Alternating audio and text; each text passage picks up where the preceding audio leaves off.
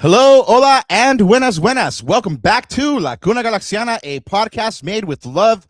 On tonight's episode, we'll be joined by We Are Austin TV's Hernan Gonzalez to talk about the LA Galaxy's strike-breaking 2-1 away win, their first one in 556 days, over Austin FC on Saturday, April 11th for Matchday 7. We'll talk about how the Galaxy attacked seemed more fluid and the reasons behind that, how a few Galaxy players not named Klaus stepped up, and just how important this win is for the league table and for the mentals of the team heading into the Leg 2 showdown versus Toluca during midweek. We'll be giving you a mini preview of that match as well. Plus, another MLS coach has been relieved of their duties. All that and more coming up on La Cuna Galaxiana. DJ, spin that track. G's up.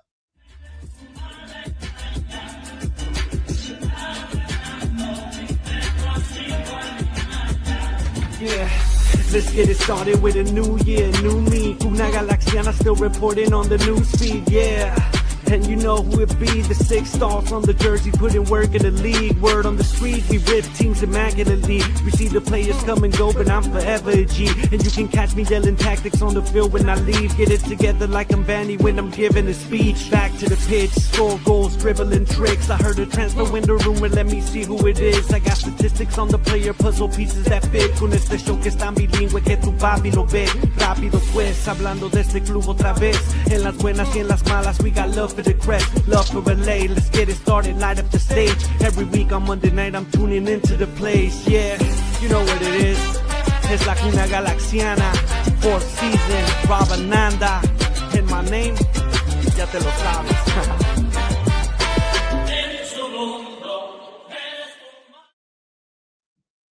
Welcome back to La Cuna Galaxiana, a podcast made with love for all you LA Galaxy fans wherever you may be, and you must be feeling in a celebratory mood because your LA Galaxy got the dub. Yes, they did indeed, and a road dub it was. And just so y'all know, I'm one of your co-hosts as usual.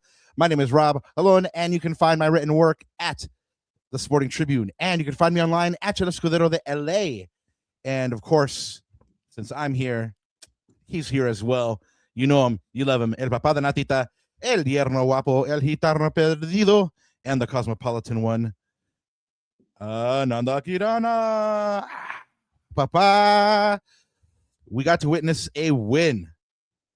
A win during a bruisey brunch, might I add. That was a great, absolutely wonderful midday, mid-morning, however you want to call it. I had a brutal early morning, and then so that was nice to kind of like, you know, put me in a better mood, let's say. And you know, were we expecting it? Well, I'm going to get to that in a second. But, Papa, you know how we do it on the show. We got a lot to go through today. We got an awesome guest. We have not only a reaction to this Austin game, but also a little quick mini preview of Toluca in leg 2. So, you know how we do it on the show, the one-word reaction. And you know mine, going back to what I just said, my one-word reaction, Papa, my one word, respect. Respect. Because you know why? First of all, most importantly, respect to my co-host, because he predicted a 2-1 win away to Austin. I was like, man, you tripping. So mad respect for that. Brujo hour. And also just mad respect to the team, right? They got the monkey off their back. They killed the hoodoo, the voodoo. They brought down the hex. However you want to say it.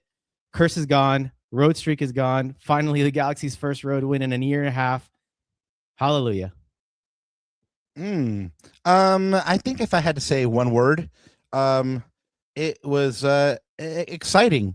And what I mean by that is that, like, you guys have heard me say a couple times that, like, during this recent spell of soccer or football for the Galaxy, I just haven't been excited by anything they've done. Their soccer hasn't been pleasing to the eye for me. And at several points during the game the other day, they looked really fluid. They looked really good.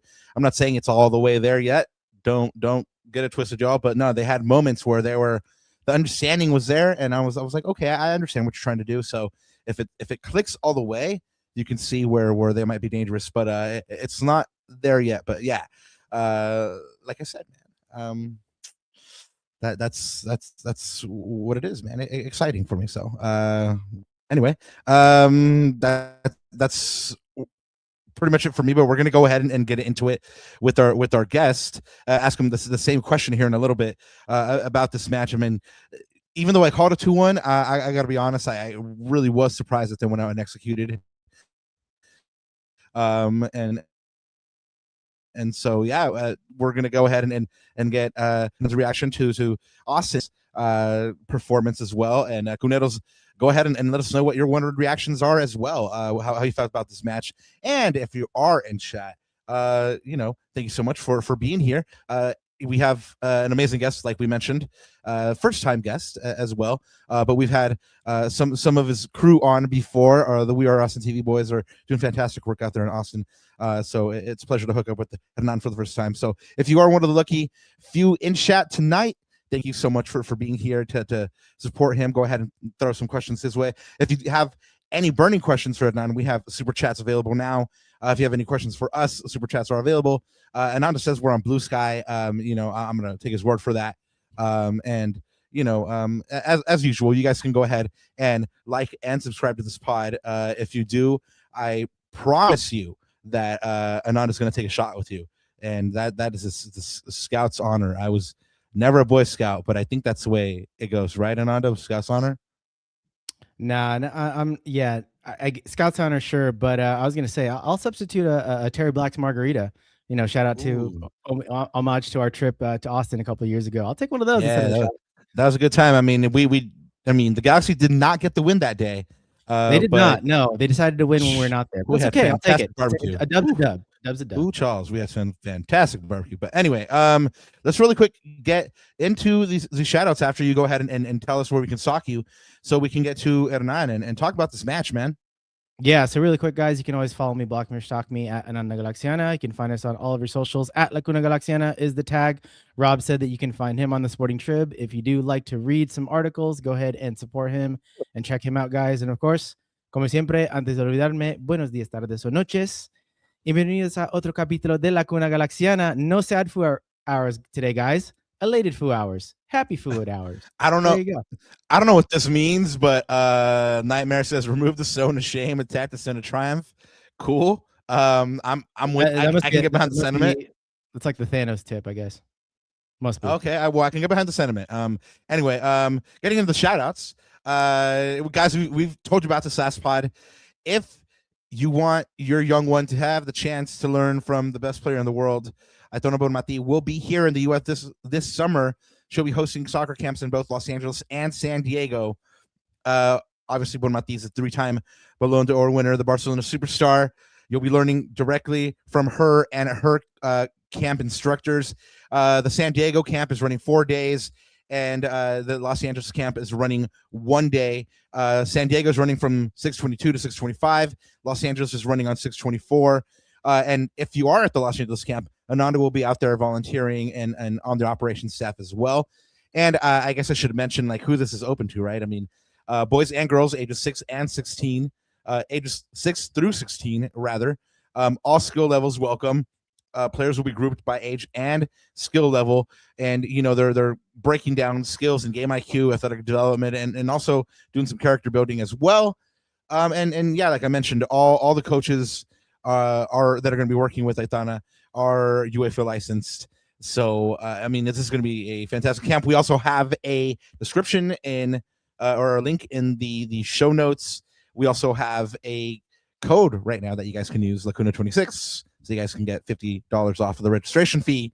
For more details, go to usaitanaBonmatiCamp.com, and that's the same @ right there, US Aitana Bonmati Camp on Instagram. If you have a young one and you really, really want to teach them the fundamentals, the cores of the game, I mean, that's probably the person you want to be learning from. Ananda just the other day, this weekend, was crying to me that he's too old to go ahead and sign up for this camp. He said he really wanted to get his touches sharper, just learn how to play the game really in depth. And he was basically in tears that he doesn't hit the cutoff limit. But if you do hit the cutoff limit, or if you know somebody that does, hit up this camp. We are living in historic times, guys. Congratulations to Marie-Louise Etta.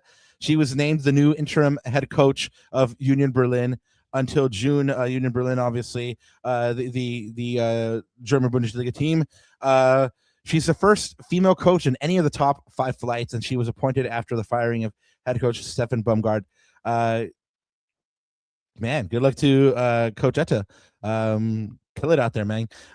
So shout out to the 96ers as well. On this day in 1996, they played their first game, the Galaxy's first game, in front of almost 70,000 fans, 255 to be exact. And I mean, we're living in historic times, and it's good to shout out your history. I mean, you have some ballers in this photo right here. I mean, Galaxy guys, Galaxy fans, you got to learn your history. And then you also got to know what's going on in your present. We want to send congratulations to Jessica Jacoby, who we want to welcome to the Galaxy. She was announced today as the Chief Marketing Officer for the Galaxy. The press conference talks about how it's a strategic hire that underscores the team's focus on data-driven growth, fan acquisition, and the evolution of its brand and marketing capabilities. She describes her own work as the intersection of analytics, storytelling, and culturally relevant experiences to connect brands with audiences in authentic and measurable ways. She says, "I'm excited to join the LA Galaxy at a moment of opportunity and ambition. This is a club with a powerful legacy and an enormous future. I'm looking forward to building a marketing organization that is deeply informed by data, focused on the fan, and designed to drive sustainable growth." She'll report directly to Tom Braun, President and Chief Operating Officer, and good guy. We've talked to him a couple times. CMO, her position will join an executive leadership team that also sees a couple other people in the Galaxy organization get promotions. Ananda, we know one of these folk very well. Jamie Alvarez has been promoted to Senior Vice President, Communications and Community Impact. Jamie's awesome. Shout out Jamie. Yeah, I mean, I reached out and told her, I mean, couldn't happen to a better person. She's now going to be overseeing all communications, public relations, community relations, and the LA Galaxy Foundation. Congratulations, Jamie. Ashley Hall has been promoted to Senior Vice President, Sales and Service. She's going to be leading ticket sales, premium sales, and fan service operations. And Uriel Martinez continues his role as Chief Revenue Officer, overseeing the club's revenue-generating business lines and strategy. Mind you, this is all from the press release, so i.e. the business jargon. But Tom Braun finishes by saying these leaders bring deep expertise, collaboration, and shared commitment to excellence. With Jessica joining the organization and this leadership team in place, we are well positioned to innovate, grow, and connect with fans in new and impactful ways. Congratulations to all. Like we said, we know Jamie well, and she's awesome. So, yeah, man, she's going to kill it. Guys, I don't know if you've heard about this Joseph Painter interview with Herculez Gomez, but this one was on Vamos just recently. I think this one dropped 3 days ago. JP spoke about the World Cup, the team right now, and getting support from fans. He says, and I quote, "I want the real G's, those who supported us in 2024, to do so in good and bad times." Hey, there we go. Y'all heard it from JP himself. On some VCFC news, they beat Real Monarchs 2-0 at home. They came from behind. This match went down on Sunday, April 12th. Pepe Magana scored the tying goal after VCFC went down 1-0, and then Julian Palacios hit the game-winning penalty in the 80th. The win takes them up to third place after 6 games played. They are now on 13 points on a 3-2-1 record with 11 goals for and 7 goals against, and a +4 goal difference. They are now 3 games unbeaten, and they face off against the team, the Galaxy, the first team just played, Austin FC 2, on Saturday, April 18th at the Willie Roll at home at 5 p.m. And really quickly, we'll get to a quick MLS roundup before we get to our guest of the moment. And really the reason that everybody's here, we're not going to lie. I know that's the reason Ananda told me that he's here. So anyway, but like I said, let's go ahead and hit a quick MLS roundup. Ananda, are you ready? Dale. Dale, he says. All right, here's your MLS Matchday 7 roundup. An injury time tying goal by Kenji Dems saw the point shared by Toronto and FC Cincinnati won. There was also an injury time goal. This one by Kevin Kelsey for the winner in a 2-1 home. Was no longer unbeaten. Nashville continued their start by beating Nashville 2-1 away from home Inter Miami is still looking for a win at their new home after their second straight 2-2 draw, this time with the New York Red Bulls. New England beat DC United 1-0 at home, and Chicago took down Atlanta by the same scoreline, also at home. San Diego lost a rare home match 2-1 to Minnesota and saw their winless streak in all competitions reach 5 games. The Galaxy's next opponent, FC Dallas, tied 1-1 with St. Louis. The Lions of Orlando City finally picked up a point in a 1-1 draw with Columbus. Colorado smashed Houston 6-2 at home behind Kosi Thompson and Haskell Navajo braces. Brian White started for Vancouver in a 2-0 home win over NYCFC. The Earthquakes kept picking up a big 3-1 road win over SKC that has it tied for first place with Vancouver in the West. And Philly gets its first win of the season with a 2-1 away win over Montreal. And Ananda, speaking of Montreal, I don't know what happened to my camera here. There we go. They just again, camera troubles. Sorry guys, but I'm gonna keep on going here and try to work on that while I tell you about Marco Donadel, who just lost his job at CF Montreal. They relieved Donadel of his duties effective immediately following a 3-point haul from the first 7 matches, with only 1 at home. That was announced by Lucas Saputo, who was Montreal's senior director of recruitment and athletic methodology. Philip Ulifoy has been appointed as interim head coach. As Tom Bogert correctly points out, it's not Donadel's fault. Montreal has not spent a single real dollar on a transfer fee to sign a designated player since club legend Lucio Piatti in 2014. Every other player they brought in of substance in the interim has been on a free transfer or allocation money or on loan. Tough luck for Marco Donadel. But awesome luck for us, because now we get to bring you the man of the hour. And we'd like to tell you that you're only going to know when we have amazing guests like this by liking and subscribing, man. Go ahead and hit that subscribe button, hit that notification bell, and you'll know when we have cats like this on. We are pleased to welcome to the show for the very first time, first of many, we hope, part of the wonderful crew covering all things Austin FC. We are Austin TV. Hernan Gonzalez. ¿Cómo estás, papá? Welcome. Bienvenidas, Hernan. What's up, you guys? Hello. I'm happy to be here. Well, I mean, I wish it was more on a positive note for Austin FC, right? But it is a pretty important moment for the LA Galaxy fans. I mean, yeah, I don't know what else I could say about that, but you know what I'm saying? But I'm happy for the LA Galaxy fans that traveled to Q2 Stadium. I know that there was some that got on the reactions. I remember whenever you guys came into Austin, I remember whenever we got to link up right there in front of the mural.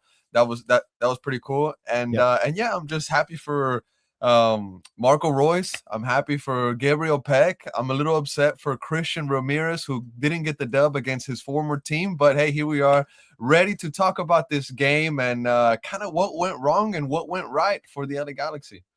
Yeah, man. Thank you so much. I was gonna say that was a special day for us too, because right after we did that interview, we hung out for a bit, and then we got to meet Diego Fagundes and his family outside. And that was the first time we connected with his family. Wonderful family. Diego, if you're listening to this, we miss you, man. So yeah, we definitely miss you. And you're right, man. You mentioned Christian Ramirez. I thought he was going to score. I mean, it's case of the X for the Galaxy. Ex-Galaxy players always score against him. So I was very surprised that he didn't do so. But like I said, man, thanks for hanging with us. I know it's late over there in Austin, so we're gonna hit this reaction and let you go Mimi's time. But you know, damn, and like you said, especially after a loss, that must be hard. But you're a champ, man. Thank you. After the recent success against the Galaxy that Austin has had, and pretty solid performances against LAFC and Inter Miami recently, were you surprised by the setback, or kind of like the flat performance by Austin? Dude, 100% surprised. Shocked, maybe the better term there. I was just very, very shocked at the way that Austin FC kind of not the way that they approached the match. I think that they had some really good spells there in the first like 20, 25, 30 minutes. But you know, Christian Ramirez, Brad Stuver, Coach Nico, they all kind of talked about the same things there at the end post match. They were saying that that Austin FC played at the tempo that the Galaxy wanted to. They were dictating the match. You know, they were kind of controlling how things were pretty much going in this game.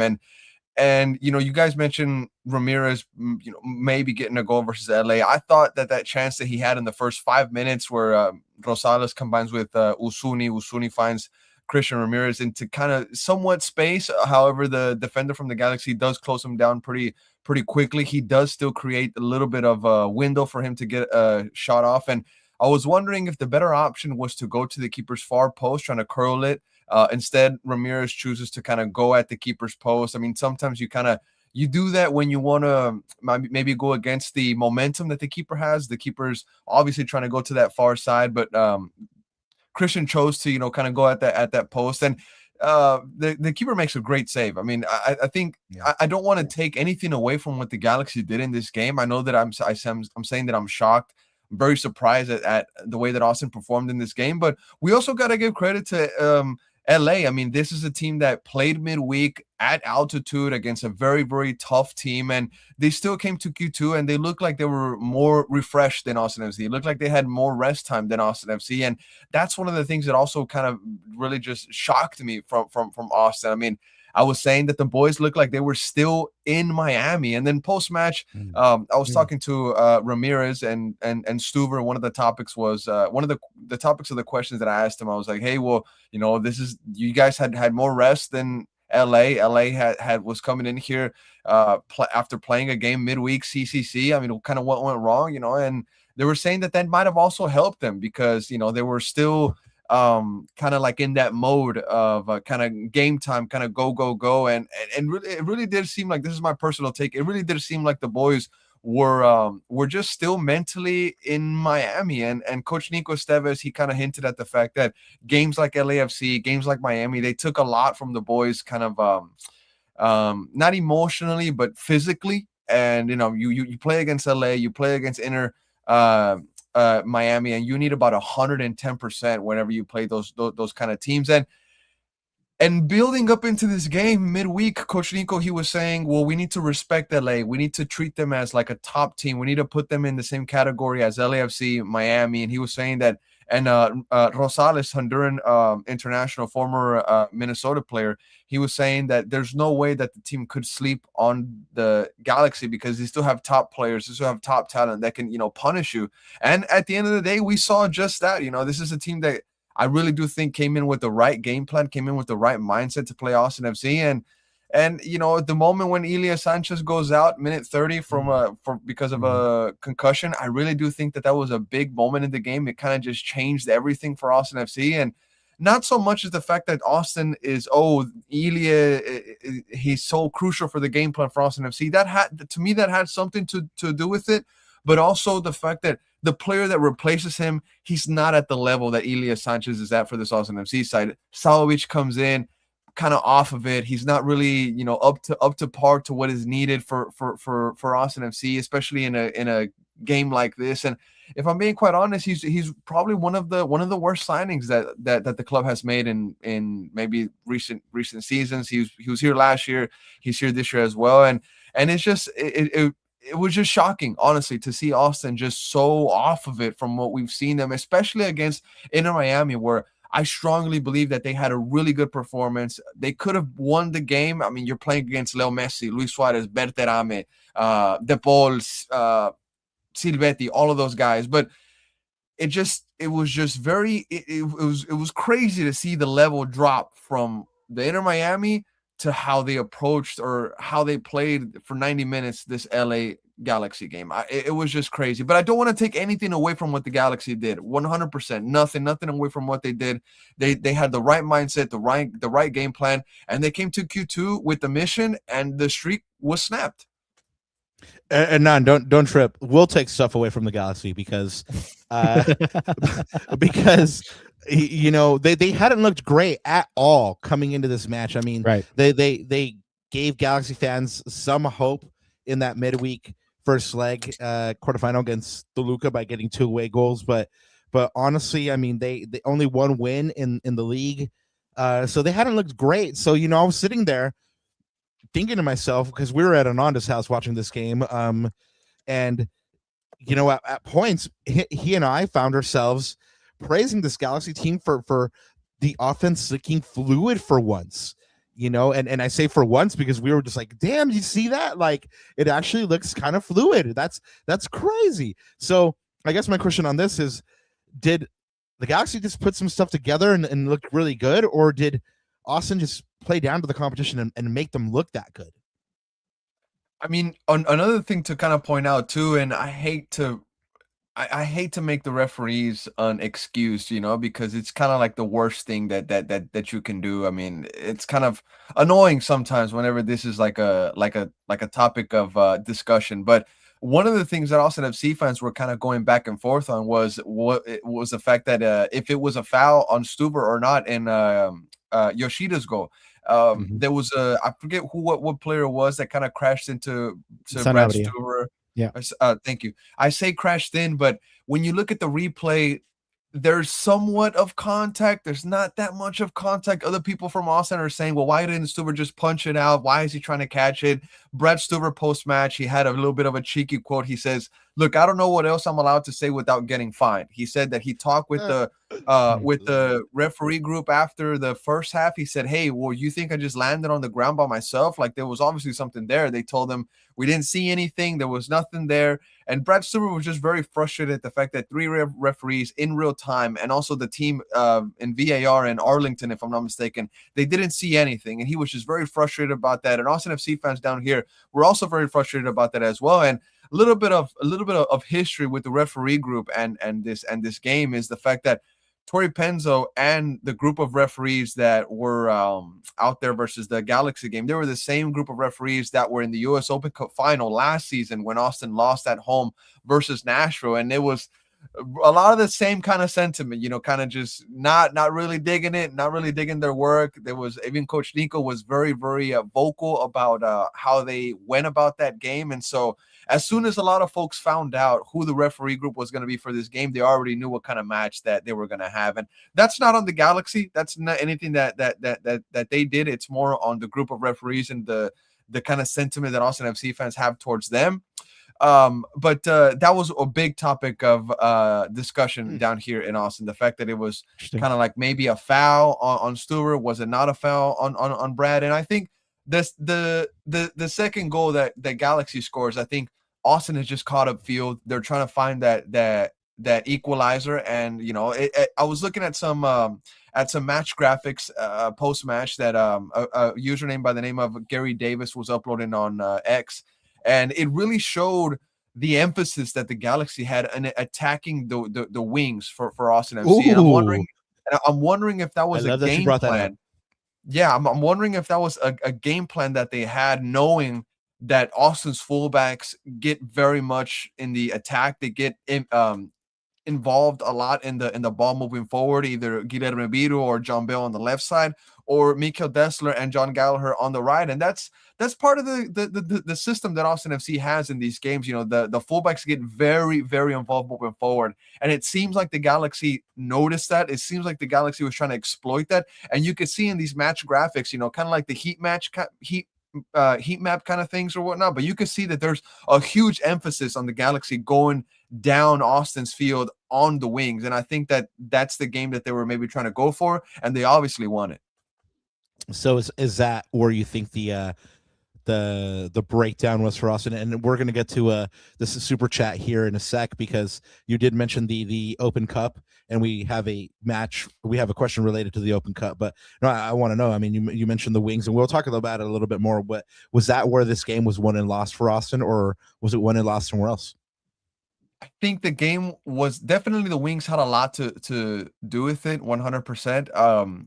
It was also about kind of controlling the midfield. I think Austin FC did lose that control once Ilya Sanchez went out. I mentioned Saovic, he's not really on it. He's kind of been miles off of it. And even later on in the game, there's a change that Coach Nico makes by taking off Nico Dubersarski, who I believe was doing really good things against LA and against Miami. But what happens is he shifts Rosales into the midfield, because Rosales is a very physical player, aggressive kind of guy. He knows how to go forward. He knows how to play back, and he has to bring him from the left wing towards the center to kind of put a little bit more muscle in there, because it really did seem like the Galaxy had completely taken over the midfield as the game went on. And I want to mention that without Painto in this game, before the ball was kicked, I really thought that Austin FC was going to kind of cruise in this game. I'm not trying to take anything away from the Galaxy, but I thought that Austin was going to cruise this match. But you still have guys like Gabriel Peck. You still have guys like Tommy, who has been a headache for Austin FC, even when he was with SKC. So the wings definitely had a lot to do with it. Post-match, after I saw a lot of these, kind of stat graphics, I realized just how important the wing game was for the Galaxy. As the match was going, I didn't really think much of it, but whenever the game concluded, you could see exactly just how much emphasis the Galaxy was putting on the wings. And Vanney, I think he gets a lot of, I wouldn't say hate, but he gets a lot of maybe a lot of flack, right? Because of kind of the past couple of seasons that the Galaxy has had. I know that there's some belief still from Galaxy fans. I know there's some people that kind of want him out already. But he's a guy that, he knows this league. He knows how to kind of break some teams down. And I got to give credit to his game plan, because it obviously worked. I think the wings had a lot to do with it, 100%. I mean, Hernan, you're going to get some Galaxy fans coming at you for the positive Vanney vibes, man. Just watch out. I'm just saying. We do have a super chat by the homie Cool Will 20. Thank you so much. Thank you so much, man. He says, for Hernan, what are your thoughts for Austin FC in order to prepare for the Open Cup match against Louisville City FC? Shout out Louisville as well. Man, honestly, I think this draw was very tough for Austin. Before the Galaxy game, I think a lot of people in Austin were on a high with this team, especially after what they saw against LAFC, especially what they saw against Inter. Then the Louisville draw comes around, and Louisville, just because they have the USL tag associated to them, they're a really good USL team. They're not somebody that you can easily run over. They're not I don't want to sound disrespectful, but they're not an El Paso. They're not a San Antonio FC. They're not a Farolito. You know what I'm saying? This is a really good USL side, and they're amongst the best when we're talking about USL teams. And some USL teams, they really do give you the business 100%. And I'm not gonna lie, I'm not too confident going into this US Open Cup game. I think teams in USL, whenever they get to face MLS sides, they give it 110%. And I think Austin FC is kind of licking their wounds right now. They're on very little rest. If they couldn't do it against the Galaxy with all those days of rest after Miami, I mean, I'm not too hopeful for what they're going to be able to put together with the game on Tuesday, right after playing Saturday. I think that there's going to be some rotation. Obviously, there kind of has to be. Louisville rotated in their game from the weekend. They tied 3-3, if I'm not mistaken, against Luton United. So that's a very high scoring game. They're scoring goals, but they're also conceding goals. And the way that Austin FC has to approach this game is just seeing it as a final. I don't know if that's kind of cheesy or anything like that, but every round in the US Open Cup has to be a final for Austin FC. This is a team that made the 2025 Open Cup kind of a little bit of a historic run for them. They got to the final. Of course, they lost against Nashville. Nashville is a great side. They have some great players right now, and they even got better this season with the addition of Espinosa. I don't know how that happened. San Jose, thanks for nothing. You know what I'm saying? But the way that they need to prepare for this game is just looking at it as a final. They cannot approach this game thinking that just because they're playing a USL side, they're going to obviously move on to the next round. They need to look at this game, and they really need to dig deep and say, okay, well, what are we going to be this season? Are we going to be a team that's at the bottom of the West for multiple weeks this year? Or are we going to be a team that, yes, is going through a bad streak right now, is going through a tough moment, 0 wins in the last 5 games? But soccer is the kind of sport where it's very fast paced. Not very fast paced, but you could have a disappointing game on Saturday, and on Tuesday you can go on to the next round in a cup contest. So the best way to kind of get off of this bad streak, the best way to kind of give joy to the fan base is saying, hey, you know what? We might have messed up in league play for the last 5 weeks or the last 3 weeks or so, but we have an opportunity on Tuesday midweek to bring people joy, to go on to the next round and kind of start shaking things off and saying, hey, we know what kind of team we are. We're very talented. That's not who we are. Losing against LA, losing against Charlotte FC, losing against RSL. They have to approach this game as a final because they haven't done themselves any favors. They haven't done themselves any kind of they haven't given themselves the opportunity to kind of relax and kind of approach these games with the manner of, we know that we're going to go on to the next round. They really haven't given themselves that favor at all. So approach this game as a final, really, really dig deep and say, hey, what are we going to be this season? And go on to the next round. Louisville is not going to be easy. They're going to pack that stadium 100%. So we'll see just what happens there. Another storyline going into this Open Cup game is the Damian Loss situation. He was with them on loan in 2024, and in 2025 he made a name for himself. Goalkeeper of the year 2025, save of the year, and I think he made the all I forget what the title is, but made the first team, like the all team of the USL. So he's somebody that Louisville fans know very well. I'd like to see him start and goal. I think Damian Loss needs to be the cup keeper for Austin FC. I know Brad Stewart's phenomenal. He does great things for Austin, but you got to give this youngster a chance. He's a great keeper. He's very talented, but he needs minutes. And I think the US Open Cup is a perfect opportunity for that. Yeah, it's the cup. You got to give the kids a chance, right? And you know what, you mentioned that rotation, right? So I guess that's as good a time as any to talk about the starting lineups for this match going into it, right? I mean, I know that the Galaxy has their own match to look forward to on Wednesday against Toluca, and Vanney had to move some things around. So, in looking at that, Ananda, why don't you take it away?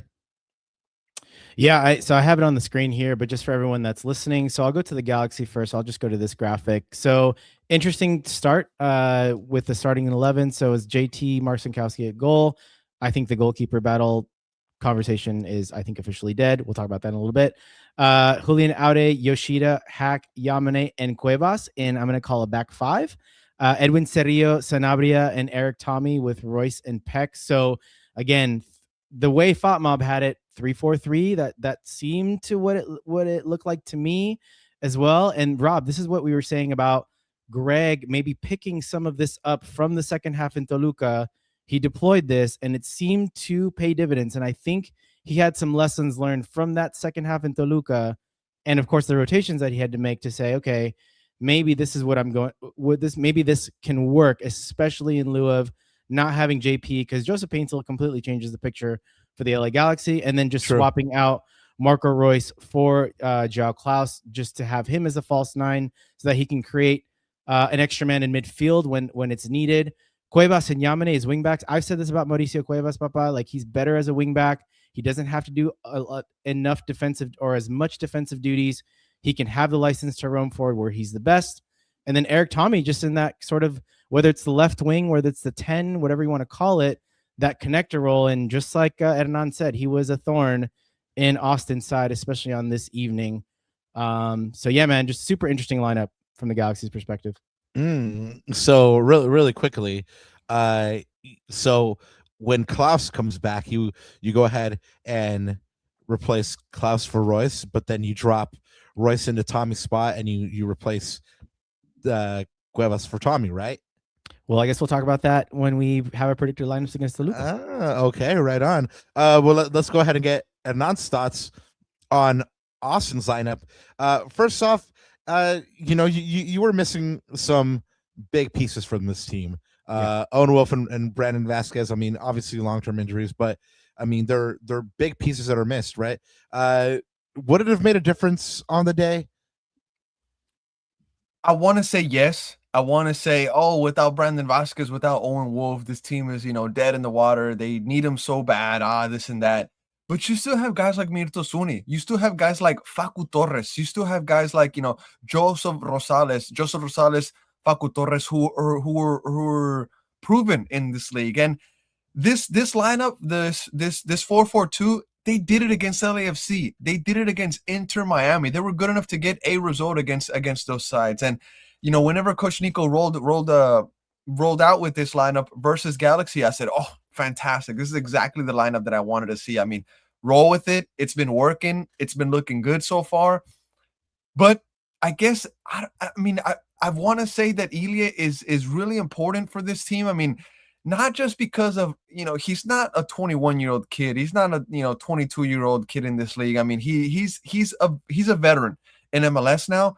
But what he brings to this lineup, to this midfield, is more about leadership, more about being vocal. And when he went out, it seemed like everybody was just kind of just lost control of the positioning, kind of lost control of their form. And you could tell just by these match ratings. I mean, one side is all green, and the other side is just all yellow and orange, except for Mirto Usuni. I mean, this is a DP player for Austin, and he scored a fantastic goal. I think it was one of the best goals. What a banger. I mean, the touch on that, he didn't like put his boot through it. He just kind of placed it in that side net. I thought it was really nice. But this is a lineup that I wanted to see going into this game. This is the lineup that has been working for Austin FC, and I was just surprised. Again, I say I was shocked the way that they ended up, performing in this game, because it seemed like mentally they were still in South Beach. They were still in Miami hanging out, reminiscing on the fact that they got a result at new stadium and the fact that they got the first goal in Messi's new palace. And it was just a little bit weird, to see the boys kind of be so off of it. I mean, Nico Tuversarski is a guy that was coming off from having a great game against Sun, having a great game against, all the boys from Inter. And Facu Torres is a player that he's number 3 or number 2 in the most chance created in MLS right now, but he's yet to score a goal for Austin FC. I mean, that's kind of a little bit of a concern, if I'm being quite honest. This is a player that like I mentioned earlier, he's proven in this league. He with Orlando, he did phenomenal things, but when is it going to start with Austin FC? When is he going to get it going with ATX? But I think this also exposed a little bit of what this Austin FC lineup kind of was, you know what I mean? Maybe Inter Miami and LAFC weren't able to do that, or maybe they got lucky in those two games. But Galaxy definitely was able to kind of, I guess, break down this 4-4-2 that was doing so well for Austin FC. Well, that's not to say that Austin didn't have their chances. Like you mentioned, Ramirez, ex-Galaxy player, once a G, always a G, but a man that I expected to score. He has a chance there in the 3rd minute, very, very early, and JT Marcinkowski, he gets down. Boy, you should have seen Ananda. I mean, he got up and he's like, that's my goalkeeper. That's my goalkeeper, right? And I was like, yeah, man. I mean, he just did it. Ananda, since you were so hype on JT, you want to go ahead and tell us about your player spotlight? Yeah, it's JT, and like I said, I think this completely squashes now the goalkeeper debate. I think there's a clear number 1, and I think that's JC Marcinkowski. I'll pull up the analysis here, like we always do with these spotlights. But I'm just gonna start with this, guys. Like 4 saves, but to me, and this is the thing that we were talking about with Novak Mitrovic, which is when you need your goalkeeper to come up trumps. And by the way, we've seen that too with Austin's goalkeeper, Brad Stuver. Like, he's been phenomenal when it comes to game-winning saves, game-saving saves. He did it in the 3rd minute against Christian Ramirez. He did it again in the 82nd minute against Dessler. Free header, fantastic save at the far post. Again, I thought that was really, really close. So again, when you need your keeper to come up with the big saves, he comes up with the goods, and you look at the stats there. This is the first time this season, Rob, that a Galaxy goalkeeper had a positive goals prevented. It's always in the minus. It's always in the minus. Like, we just give up sloppy goals, or at least the goalkeepers. But y'all hear that, chat? Y'all in hear this that? case, we're living in unprecedented times. In this case, he come up trumps. And again, I thought he was commanding in the box. You see all those ball recoveries. He claimed 1 cross. It felt like he probably claimed more, but maybe the stats sort of punched it as 1. But the thing that I thought was more interesting than this. So by the way, so for me, summary, like, I think JT has number 1 on lock.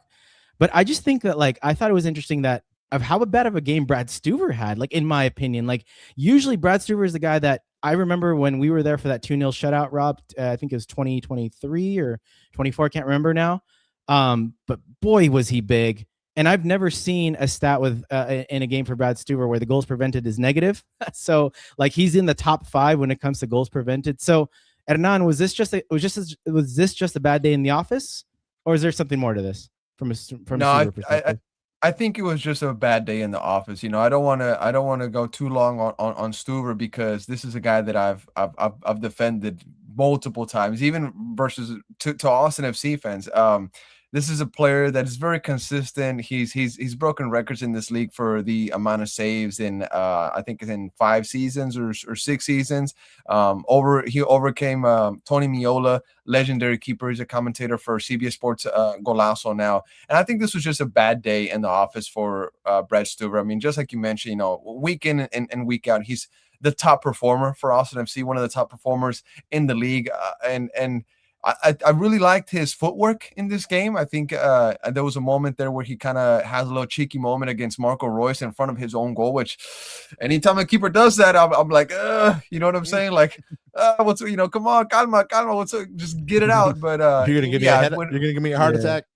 Gonna give me a freaking heart attack, Stuver. But it's just bad day in the office for Stuver. And what a stat there in the negative for goals prevented. That's just unheard of with it's unheard of for Brad Stuver.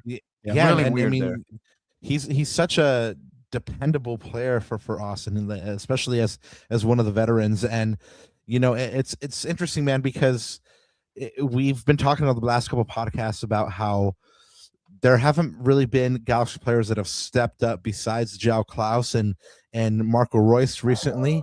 And then, you know, Gabriel Pecci stepped up in the Champions Cup. But in this one, you saw Maya Yoshida score his first of the year. Eric Tommy score his first for the Galaxy, his first of the year as well. Ananda, how important is it for guys like Eric Tommy and Maya Yoshida to be in their top form, to be successful, man? Well, I think it's huge. And I think veterans players in any team have a certain role. And I want to pull up this picture because I thought maybe I'm like, you know how I like tend to overanalyze and over like glorify or exemplify certain things. But I want to pull up this picture. This was a still shot after the first goal, Rob. Again, 1-0. The Galaxy just scored off a corner. And yes, there was a little bit of a celebration, but what you saw seconds after that was Maya Yoshida looking at Marco Reus, gathering Edwin Cirio, and I think there was another player. And look, these guys are talking about what they need to do to keep this lead, or maybe some details or some tactical things. And to me, that's like your captain, especially your captain is another coach on the field, right? So everybody just has to know their roles. Maya Yoshida, he had to do this because he saw something on the pitch that he had to communicate to his leadership team, you know, to the spine of the team, like guys like Edwin Cirio. And so, Rob, for the Galaxy and for any team to be successful, the veterans need to set the example. They need to lead both on and off the pitch and just create a standard of accountability. And I think that needs to seep through not only from the head coach and in the locker room, but through all the players. And so, yeah, man, I think having those veterans, especially when they perform their role, right? Because everyone in the team needs to understand what their roles are and perform it to the max. And I think the veterans, at least in this 90 minutes, we started seeing them do that. I actually heard through a source that what Maya was telling Marco right there was, hey, subscribe to Cuna Galaxiana and We Are Austin TV, and you know then we're definitely going to get this dub, and I support that. And then who have been the early leaders on this Austin team? I mean, you mentioned Elias Sanchez, he went down, right? Who should have been the natural guy to step up and kind of lead this team? Facu Torres. I mean, I don't know who else to kind of look at in these kind of moments. I mean, he's a player that he has 3 out of 4. I'm sorry, with this goal that Mirto Suni scored, I think it still counts as a set piece opportunity. Austin has been great at set pieces this season. I mean, credit to Nico Bosch, assistant coach Nico Bosch. I really was looking at guys like Facu Torres to, you know, step up. Nico Dubersarski, who has been doing things very well the past couple of weeks. I expected him to kind of continue on that role, but now I'm seeing just how much of the glue Elias Sanchez is for this midfield, and hopefully he's not out for too long. I know that concussions can be real scary. I mean, I think back to year 1 when Matt Beasler, you know, MLS legend, he got a really bad concussion for Austin FC, and he retired after that. So Ilie Sanchez was liking a couple things today on social media, so hopefully that's a good sign. You know, he's there liking some pictures or whatnot, so hopefully that's somewhat of a good sign. At least his thumbs aren't injured. Yeah. At least his thumbs aren't injured. But I was really thinking that Facu Torres was gonna come alive. Nico Duersarski was, gonna come alive.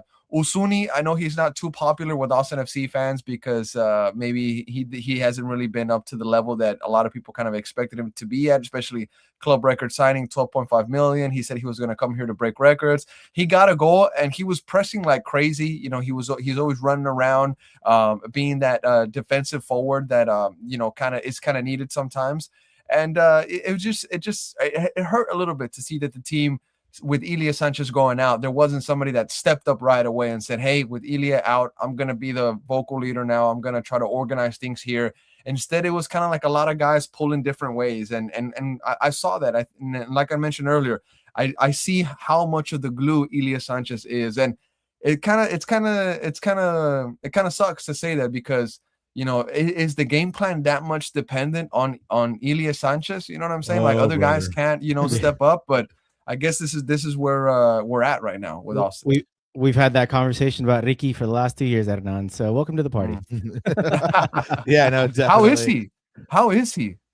I mean, the other day I saw a post from him that he's 3 months in and he's feeling good, and that's what we heard last time, right? Yeah, he's out for the year. So so obviously we just.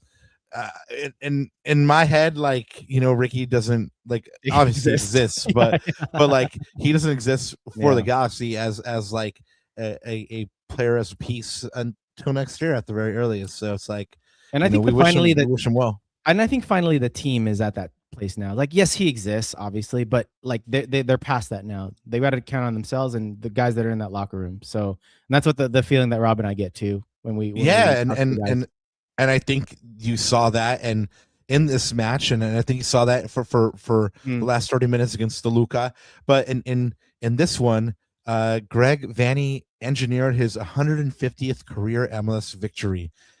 The man has now become the 8th manager in league history to reach that milestone, joining other former Galaxy great managers like Bruce Arena, Ziggy Schmidt, and Dominic Neer. So he is in good company here. Interestingly enough, that makes 4 out of the 8 most winning managers in league history Galaxy managers. So right on. Marco Royce has now recorded 6 goal contributions in the past 6 matches and recorded 4 consecutive league matches for the Galaxy. And Maya Yoshida had the 701st appearance of his professional career. And then yeah, exactly, man. He's been there and seen it all. Warrior. Yep. I know. The goal that he scored was the first for the 2026 campaign, his 7th for the Galaxy, and 35th of his career. For his performance, he did make the team of the match day. With the start, defender Julian Aude eclipsed the century mark in appearances for the Galaxy. And like we mentioned, Eric Tommy did score his first goal for the Galaxy. Ananda, go ahead and take us through this one key stat that dictated this game. Yeah, well, I just want to take a quick peek at the box score, because what I thought was interesting was Austin FC like dominated us in possession.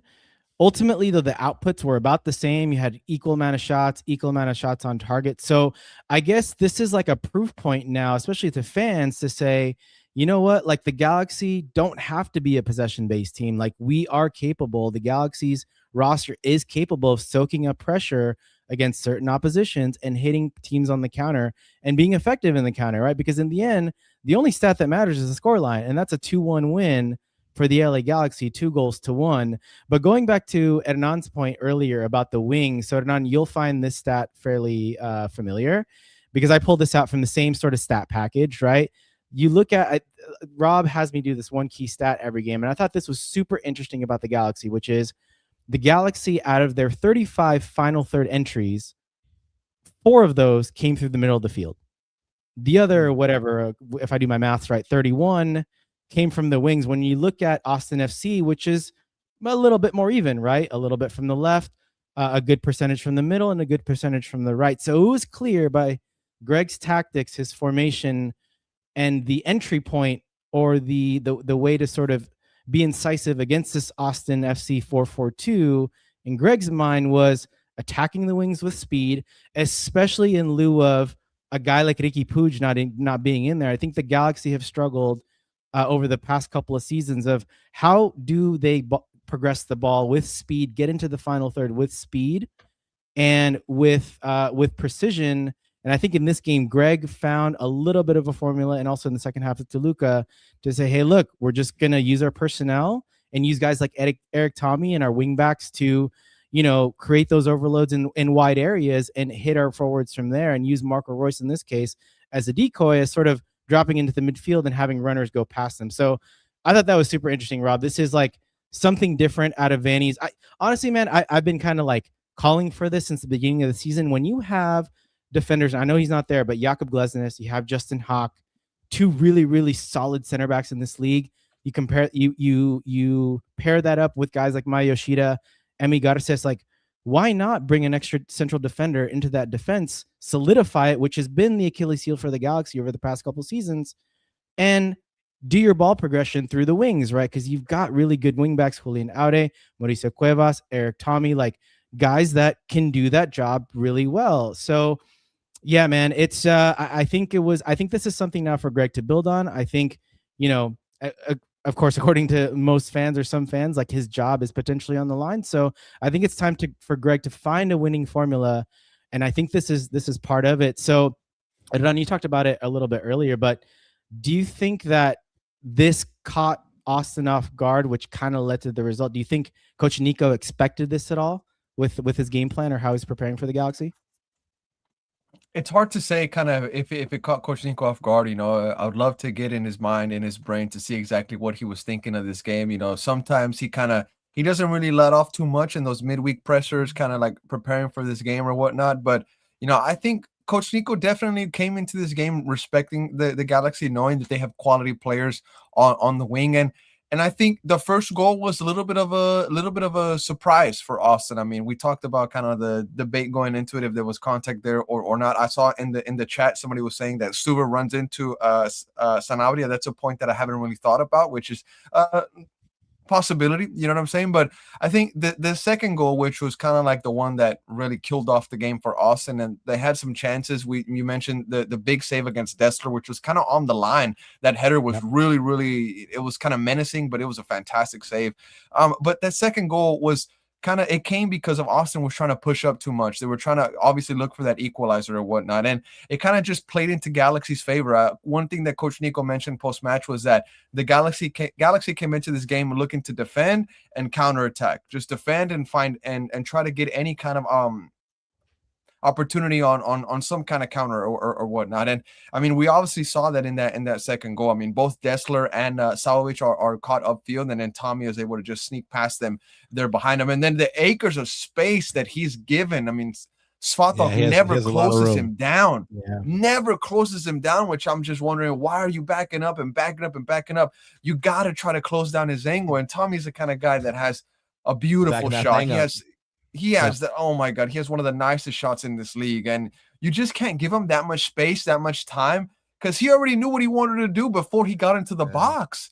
And, I think Coach Nico was definitely surprised by not the way that the Galaxy was approaching this game, but he was surprised by going down first. And then after that, he was just chasing the game. And once they began to chase the game, they played into Galaxy's game plan 100%. Yeah, man.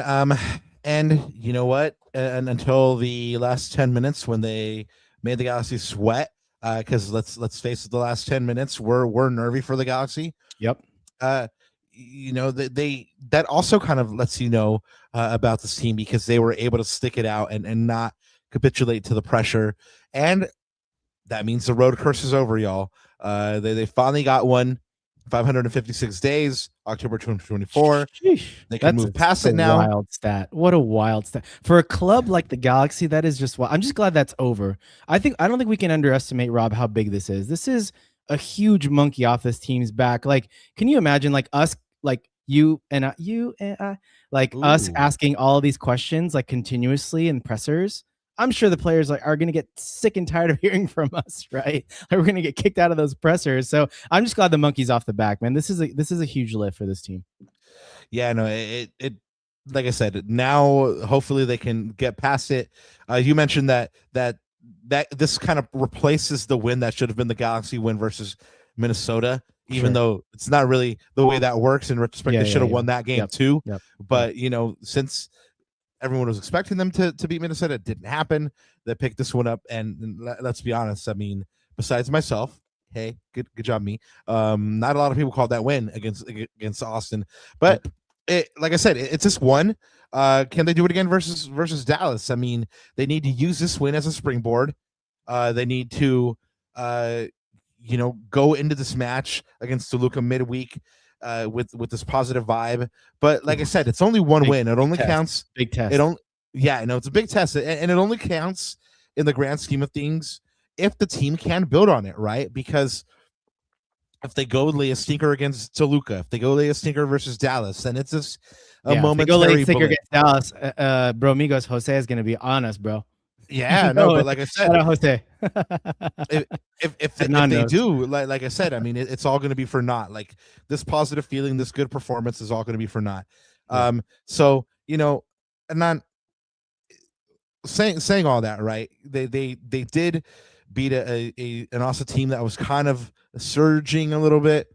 And then Austin comes out and kind of lays like a stinker, right? Is that indicative of where this team is going? You think? I mean, they're not a playoff team at the moment.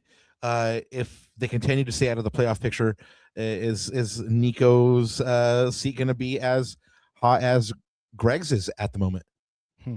Well, that's a really good question, and it's something that we were talking about it on the pod, and we kind of came to the conclusion that although Austin is in a bad run right now, they're in a bad streak right now. They haven't won any game in the last 5. There's draws in there against LAFC and Miami that are positive, they're encouraging, but there's still 1 point, and you find yourself in 13th place in the West. The West I feel like the West just gets harder every single year. Everybody gets better, and I think the fact that there's still a World Cup break coming up, the fact that there's still so much soccer left to be played, and Coach Nico does have that kind of card in his back pocket where, hey, I'm the coach that got this team to the final last season in the US Open Cup. Just let me cook. And then you guys mentioned it earlier. You're still going to have Brandon Vasquez come back. You're still going to have Owen Wolf come back. Danny Pereira is working his way back up to speed. He kind of started sluggish against LA. Those 10 minutes that he had versus the Galaxy didn't really look too much at the standard that Danny Pereira is usually at. But there's still a lot of time. There's still a lot of football left to be played. And like I mentioned, that World Cup break could change everything. I mean, teams that are doing good right now could be doing really bad after the World Cup break. Teams that are doing bad right now could be doing really good after the World Up break. It's a different landscape that we haven't really seen in this league. I mean, it's going to be very different. This year is going to be very different for multiple teams. And I think the thing that'll really, really put Coach Nico in the hot seat, I know a lot of fans are already calling for his job. The fans outside Q2 Stadium after the loss versus LA were very vocal about that. But I think what would really put Coach Nico in the hot seat is an exit in the US Open Cup final versus Louisville. That will really, really be just a bad sign in the road for Coach Nico, because really thinking about it, is Austin prepared to make a deep run in the Leagues Cup? I think they can get out the group. They have a favorable group. America is not doing too good right now, and they're probably the strongest team that they're going to have to face. They got Puebla, they got Tijuana, and they got America. So can they get out the group? Sure. But after that, I don't know how deep Austin FC is going to go in that Leagues Cup. Looking at the way that the West is kind of set up for Austin right now, I mean, they're not doing too good, but like we mentioned, there's still a lot of football left to be played. The Open Cup is really where Austin FC could make a big impact. And if they're out this early in the competition to Louisville, although Louisville is a great team, if they're out this early, I think it'll really put a lot of emphasis on Coach Nico's job, and if he's the right guy moving forward. Wow. Well, Nana, we have one final question for you before we let you go, man. And it's the most important question that we've had all evening. and that is let us know where we can find you. What are the socials? Let us know where we can find the boys from We Were Awesome TV and where we can pick up the content, man. Well, number one, I want to say thank you guys for having me on here. I think last time it was Alex on here.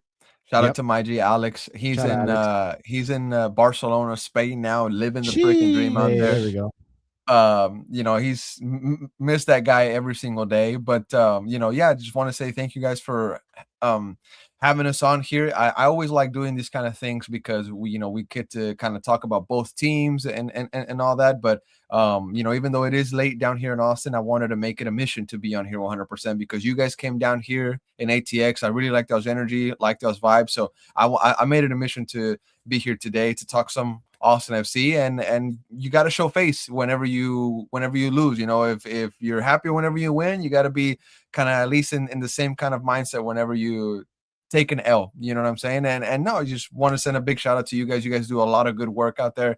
LA is, honestly, man, sometimes I wonder what's it like covering a team like LA? What's it like covering a team like the Galaxy? So successful, probably the Real Madrid of MLS. If I'm not mistaken. All the stars on your jersey. Sometimes I get a little jealous. I'm not gonna lie. Sometimes I get a little jealous, man. But imagine if a big club goes through seasons like 2023 and 2025. So you catch the good with the bad, right? And it's a very interesting time. But hey, you guys, I know you guys are like the number one outlet out there in Austin. You guys keep doing your thing. So big shout out to you and the crew for all the work that you do, man. And keep at it, man. So bienvenidos anytime, bro. And muchas gracias. Whenever you need us, man, let us know. We're there. Yeah, man. Yeah, no, thank you guys. And you guys can find us at We Are Austin TV. Instagram is where we're probably the strongest. We got a big following there. We post all of our content there first. Then we go on Blue Sky. We got Twitter as well, or X, whatever you want to call it. Our podcast is called Top Flight Pod. I really need to change that to just We're Awesome TV because I hate going back and forth, two different names, and people get confused or whatnot. So I got to fix that 100%. But you can check us out on YouTube, check us out on Instagram, all the big social media platforms, except Threads. We're not on Threads. We have a page on Threads, but I don't really get in Threads anymore. It was like a trend. It was like 2-3 weeks for all on Threads, and I was like, I'm not doing this. I'm not doing this. Bring MySpace back. If we're gonna get these new social media, bring MySpace back, guys. Come on. I think us three, we were on MySpace. Youngsters maybe don't know anything about that. They don't know about that. Yeah, customizing your page on MySpace was freaking peak, guys. That's facts. That's facts. Yeah, no, for real though, man. Yeah. That's facts. Hey, maybe we got to do a collab pod someday and bring Diego back and get in a room with Diego because he knows good times. Yeah, I saw you guys pod with Diego last time. Always such a good human being. But nah, man, we'll let you go. I know it's late. Thank you so much again, Hernan. Muchas gracias, papa. Thank you, guys. Thank you, brother. We'll see you soon. Have a good one. Hey, it seems like you cut off the good luck that he was trying to give us. Sorry, man. I hope for producer twitchy fingers. Yeah. I think that was for Toluca. But yeah, no, we want to say thank you once again. They love the stash. There you go. And it's fire. Thanks to Hernan and the We're Awesome TV boys. Yeah, man. They do good work, man. You guys check them out for sure. They do really good work. Oh no, for sure. And then like when we met him in person, everybody was just like super nice, man. Like I said, awesome. It was a good afternoon, even though the Galaxy lost that day because we got to hang out with the We Were Awesome boys, and then we got to meet Dieguito's family. So dude, it was a great time. And we walked like 2 blocks. I should have asked Hernan because I forgot we walked like 2 blocks north, and there was these taco. We had that baller food, right? Woo, yeah, all their taco trucks. Yeah. Man, that was good. That was good. Oh yeah, no, there was this baller little truck. Oh, it was so good.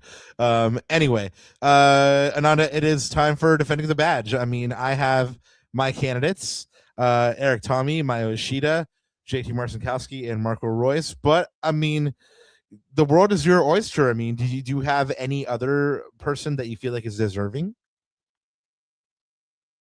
Oh, I was gonna stir the pot. No, I'm gonna save it. I don't want to kill the vibe right now. I was gonna stir the spot. I know what you were gonna say. I think you know fellow. You know what you were gonna say. No, for me it's JT. For me it's JT because like I said, he came up. I think this game could have easily been 3-2, Rob, without him. Yeah. Maybe even 4. Like if Beto doesn't cough it up there in the end. You remember that one? I think we all gasped in my living room. There was. I was like, wow, and almost JT was there. And JT was there. You know, maybe he made him think twice. Who knows? With a bad first touch, but no, man. This is what I want my keeper to do: is keep us in games. And imagine how nervy this game would have been. 1-0 down, 1-0 after the 3rd minute. Right. So you got to give mad props to JT. I think he's answered the call. I think he's clearly the number 1. And what this means for Novak's future, not looking great. Jeez. Not looking great. I'm going to be contrarian and give it to Eric Tommy just because we see the progression. I like it. I like it. I see the progression from game to game. He gets a little stronger every single game. So I know that he's putting in the work. Evidence he gets his goal. But, he's also doing defensive work. 1 clearance, 2 interceptions, 3 recoveries. He's being intelligent with the ball. He got fouled 3 times. Like I mentioned, for me, it's Eric Tommy. But, we don't have to have we don't have to have exactly the arrow. We don't have to have the same opinion. Honestly, we can go ahead and give it to the team for getting their first road win in a shit long time. Just like a long time. But where does that leave the Galaxy after the win? They are in 10th place after 7 games played on 8 points with 1.14 points per game, a 2-3-2 record with 10 goals for and 11 goals against, a -1 goal differential. And like I said, hopefully what happens here is that they'll take this win. They will fill themselves with belief and pride and head to the digs on Wednesday against Toluca and have a good showing. Guys, if you don't remember or didn't hear or somehow just were just plumb too busy, the Galaxy did already face off against Toluca in leg 1. They lost 4-2. However, they did score 2 decisive away goals through Gabriel Peck and Marco Royce. The Galaxy can advance and make it to the semifinal with a 2-0 win or a 3-1 win. A 4-2 would win, would force extra time, while obviously any loss would eliminate the Galaxy from competition. We will hope to bring you more information about who's available for the Galaxy tomorrow, after tomorrow's media availability at 12 p.m. Hopefully, Joseph Painso will be available. We heard last week from Greg that he was trending that way. So hopefully that is the case, at least for a cool 30 at the end, it just to throw JP at them with tired legs. That would be kind, man. eSuper says Toluca rested their best again. So I pulled it up here. They drew 1-1 in their last Liga MX in their last league match. And they sat a lot of the big guys, like Elinho on the right wing. Alexis Vega still played though in the middle, but they rested Paulinho, so the Galaxy should expect another fully rested team, Rob, at the Dignity Health Sports Park on Wednesday. The only thing that I will say is that hopefully the same thing that we're hoping for the Galaxy happens to Toluca, in that the Galaxy win, they get that good feeling.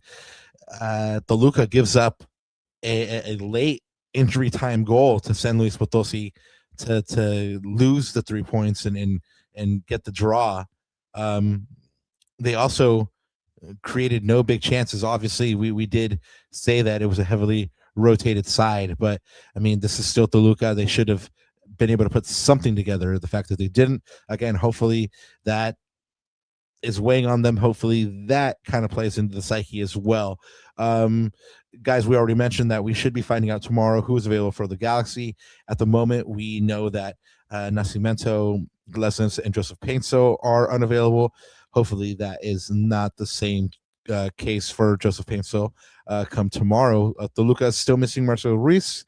I did hear on the telecast the other day that he might be available for the World Cup, and that's crazy considering the kind of injury he had after an ACL. Yeah, no, that's just absolutely nuts. But Ananda, I guess we should get into a predicted lineup for this match. Yeah, I have it on the screen. Why don't you take the screen through your, because we have very different lineups. So why don't you take the chat through yours? Okay, sounds good. All right, well, I have Klaus starting up top with Tommy on the wing, Peck on the wing, and Royce just behind Klaus. Serio and Hack in the midfield. Yoshida Garces in the middle. Yep. Yeah, and then Aude and Yamane as the outside backs, and then Marcinkowski in goal. So I think the big thing here is, so Rob, you are going with what Greg's tried and true, which is the 4-2-3-1, 4-3-3, however you want to call it. And he's going to go with the 4-back. Versus me, I think Greg sort of learned his lesson, and it's funny that Hernan used the words treat this like a final. We might get into that when we talk about for the Galaxy to win, but I think in that vein, or in that mode, like, he's going to learn from what, like, let success be your guide. Like, he's going to learn from what's been successful. And I just think, like, hopefully, look, this is a 3-4-1-2. You asked me, okay, prove me wrong, Greg. In the 3-4-3, like, what would you do if you put Klaus back in? Would you take out Tommy? Would you take out, for me, Marco Royce, this might be a 3-4-3 or a 3-4-1-2, because he might just plug himself in the middle and have Klaus and Peck play up top. But for me, he's going to orchestrate in the middle. And then now it's a case of, do you pick a more defensive player? I wouldn't say over defensive, but just like from a tackling perspective in Julian Aude, or do you pick a guy like Eric Tommy, who has good work rate? He's willing to do the work. He's gonna have to help Justin Hack back there if he in those 1v1 duels against Elinho. Because remember, Rob, in the first game, John Nelson was getting absolutely cooked by Elinho, and Harbor Miller did not offer that much tracking back. Like, he was just absolutely just running up that left side for us. So I think that's the big debate for the starting lineup. And like I said, my hope, and I think what Greg's going to do, is he's actually not going to be risk averse, because it's do or die in this tournament, right?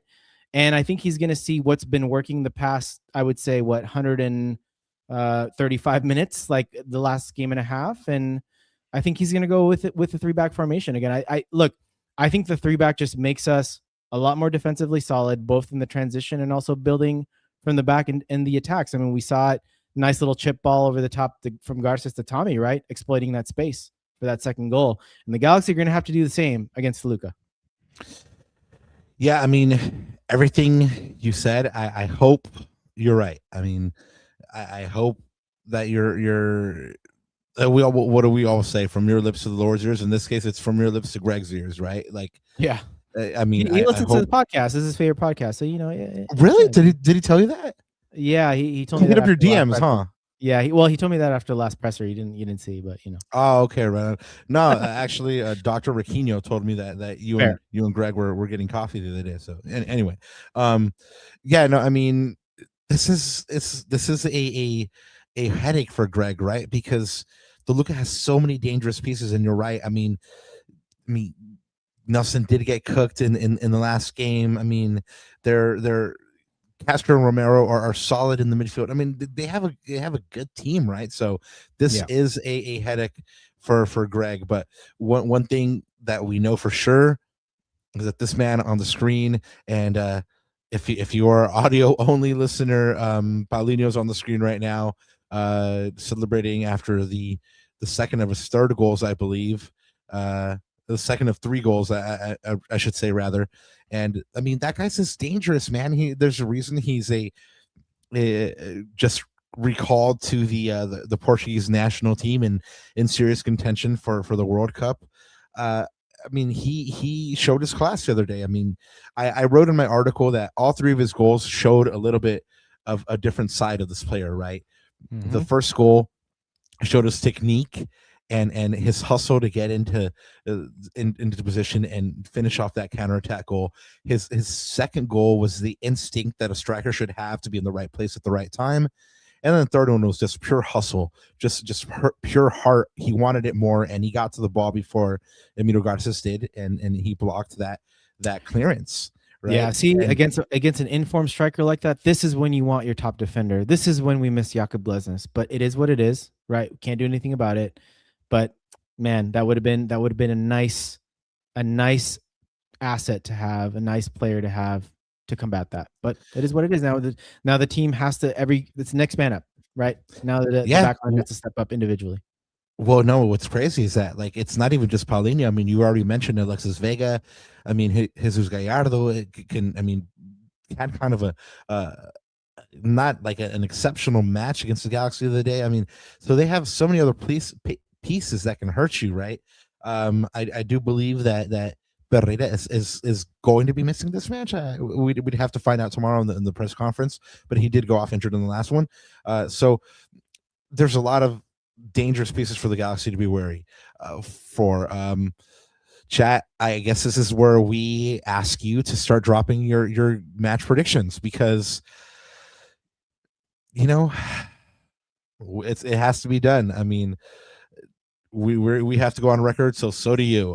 Go ahead and start dropping those match predictions. Let us know what you think is going to happen in this match in leg 2 of the Galaxy versus Toluca on Wednesday, Ananda. But before we get to that, for the Galaxy to win this match, they have to ...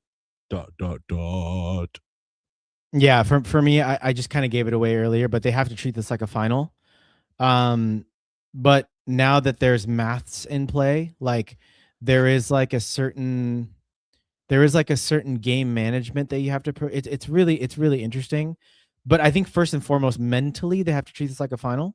So that kind of speaks for itself, I think. But secondly, Rob, I think minimum they need to go into the half 1-0. Minimum. They can't give up a goal. They can't give up an early goal, and they have to score one, because now you're looking 2-0 is a very possible scoreline from 1-0 at halftime. But if you give up a goal and you don't score one, let's say it's 1-0 going the other way, now the Galaxy have to score 3. So that's what I'm saying. Like there is a little math and there's a little game management here, but they have to somehow, some way go into halftime 1-0, 1-1 at the worst, but then that puts a lot of pressure on the Galaxy to score 2 goals in the second half, right? So it's a little bit of cat and mouse and it's a little bit of strategy, but the Greg has to find the right formula. And like I said, that 3-back formation, I think that's the best shot for the Galaxy to get there. A fine balance between defense and offense, keeping that 0 while trying to find that first goal at home. Hey, you said a lot. You said a lot right there. Honestly, but I didn't say rezar a Dios, so you know that would have been probably the right. Yeah, well, no, I mean, but you know, it's funny that you mentioned stuff like rezar a Dios and stuff like that, because mine is gonna be like it, and you know me, man. Maybe it's because like I'm a little bit more out there like that, but. This one is just purely down to nothing physical, man. It's just going to be mentals. It's going to be mentals and that belief in what they're doing, the belief in the last 30 minutes that they looked good and that they show that they can play with this team. I mean, at least for the last 30 minutes they did. Belief in that they showed a good game versus Austin, and they can translate that to the next one. Man, that's like I said, all it is for me, man. It has nothing to do with the physical. On paper, this is a good team. Now they have to believe they're a good team and translate that, man. They just have to have. Yeah. I mean, am I saying some more Ted Lasso shit? Believe. Well, I mean, in a different way, you're saying the same thing, and it's just having that same mentality like they did in the one-off game in Champions Cup last year. That was a final. They've got to treat it like that. And if that is the front foot. That is the first foot forward. That's a good place to start. I think you need to start there, right? And then you manage the game. You have a good game plan, all the tactics and all the details. That'll take care of itself. But the approach has to be right. The mental approach, like you said. Ooh, can you imagine a 1-0 Galaxy lead going into like the 80th minute, man? Can the tension and then I bet you, and I hope, but I bet you anything, Maya Yoshida is going to be the auxiliary striker at that point because we're chasing. Right? No point. I mean, who cares if we 1-1? That's not going to help us. So might as well go for it, and you'll probably see some of those tactics. I hope we do. He's a good target man up there in emergency situations. Yeah, no. Maya has been a great auxiliary striker. But Ananda, I did mention Dr. Aquino earlier. I know you and him were working on some win probabilities. and what might go down in this game. Dr. Arquino did say that he would pay you back for the grande frappuccino that he ordered. Fair enough. By the way, so I'm going to take that off so you can see. Pretty interesting. So Galaxy right now from a win perspective is at 37%. But again, that's a win with any score line. So we've got to asterisk that. The Galaxy, we've showed the score scenarios that they have to advance. A draw here is at 24%. Toluca win at 38%. So pretty even, 37.29, 38.37, thereabouts. But if you look at, Rob, the score lines, the probability of the score lines that the Galaxy can advance, which is 2-0 or 3-1, combined now you're looking at less than 10%, right? So 2-0 at about 5.5%, 3-1 at about 4%, so about 9%, nine-ish, below 10% probability for the Galaxy of getting through. If you're looking at what the objective is, which is most likely 2-0 and 3-1, the most likely outcome is that 1-1 draw at 11%, but that's not going to do the Galaxy any favors. So this is tough, man. No one in their right mind is predicting the Galaxy to go through. Even Galaxy fans. I think we can admit that, right? Well, let's see what the Galaxy fans did have to say about their predictions. And yes, we have eSuper1 saying, "Hay que creer." Well, let's see what the Galaxy fans have to say. Tranquilito says Galaxy 3-1. Hey, there we go. That would put them through. The Galaxy. eSuper1 says 2-0. Hey, well, okay, right on. I like the optimism. Yeah. The one and only says Galaxy lose 2-1. All right. Well, XPH says Saturday for C at 2-2. Vanney's job will be on the line this weekend. Oof. Ouch. Joe 13 says Galaxy 3-1. Late G's goal to send us through from JP off the bench. That would be scenes at the digs, man. That'd be absolutely nutty. Nightmare says 3-0 Toluca. Have 11 simultaneous heart attacks and have to forfeit the game. Jesus. La Havre Sports Fan says Toluca 2-1. That would send the Galaxy crashing out. Tom Tremblay says 2-2 on the 964 on the aggregate. Also sends the Galaxy crashing out. So we have a little bit more on the Galaxy crash out, the Galaxy lose and crash out, then the Galaxy go through. But there were plenty of you who did believe that the Galaxy could get this win, either that 3-1 or that 2-0. So there is some of that belief out there. There is some hope. We all say that's the last thing that we got to lose. That is also the thing that kills you, though. So Ananda, I guess it's time for our predictions. And since I went first last time, you can go ahead and go first this time. Yeah, I definitely didn't go first last time. But anyways, I will still go because chat went first. That was the most important thing. Man, a lot of varied opinion in chat, right? I'm trying to find the right proxy for this. And the only thing I can come up right now, Rob, is in the second half, the Galaxy in Toluca and that altitude played them to a 2-2. And I thought that was the best the Galaxy looked, obviously, so far in the series, especially after minute 60 when you brought on guys like Royce, when you brought on guys like even like Justin Hawk as forming that 3 center back partnership. So I think, though, in the end, I think the Galaxy are just going to fall short, man. It's going to be 3-2. It is going to be a high scoring game. I just don't, as good as maybe as solid as that three center back formation can be.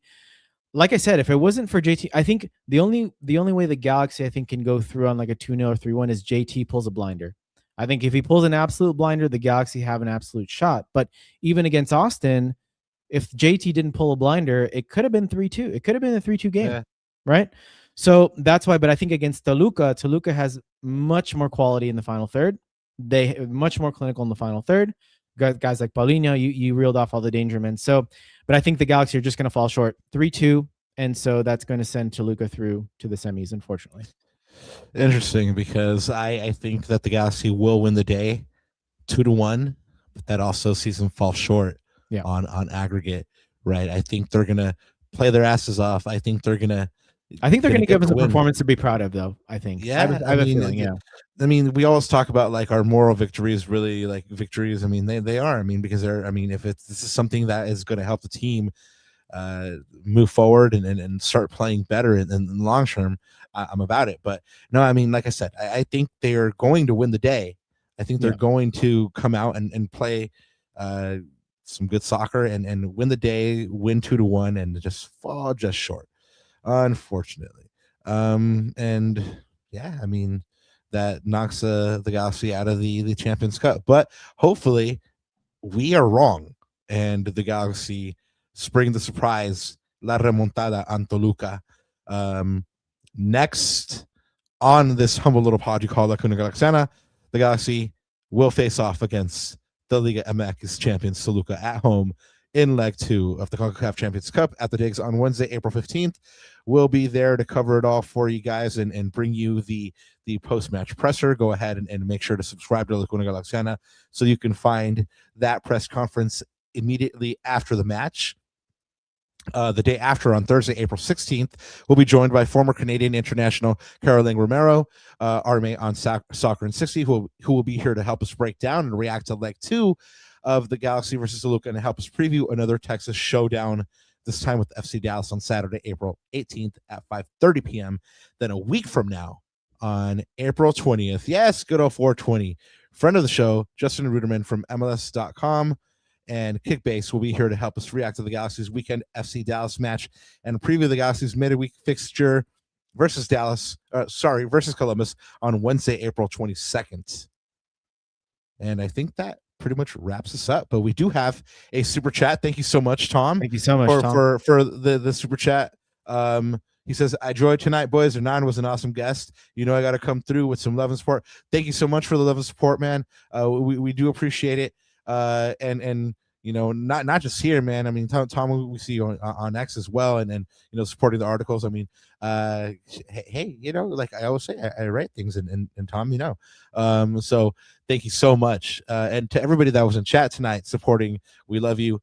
If it was your first time, hey, thank you for being here. Hopefully you enjoyed it, and hopefully you come back and join us again. And Ananda, is there anything else to say?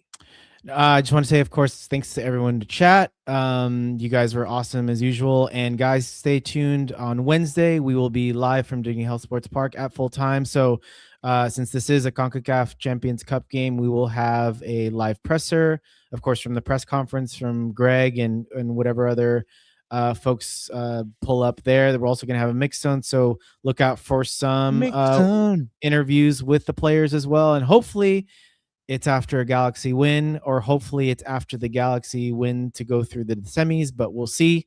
Hopefully it'll be more cheerful conversations post-match. But whatever the case may be, we are there to bring you guys live coverage. And so stay tuned post-match, and you know where to find us. And so check us out there, guys. See you tomorrow or Wednesday. Well, we'll see you on Wednesday. We'll see you on Thursday with our special guest, Caroline Romero.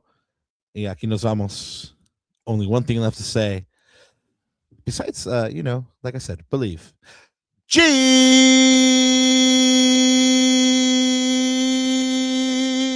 Love y'all, chat.